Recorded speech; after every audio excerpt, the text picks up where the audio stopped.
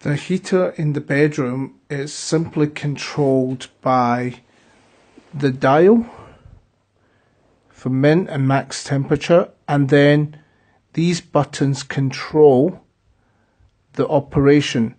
So with this button on, it's operating at 750 watt. With this one on and this one on, it's operating at 1250. With both on, it's operating at 2000. And then you can use this to adjust the heat.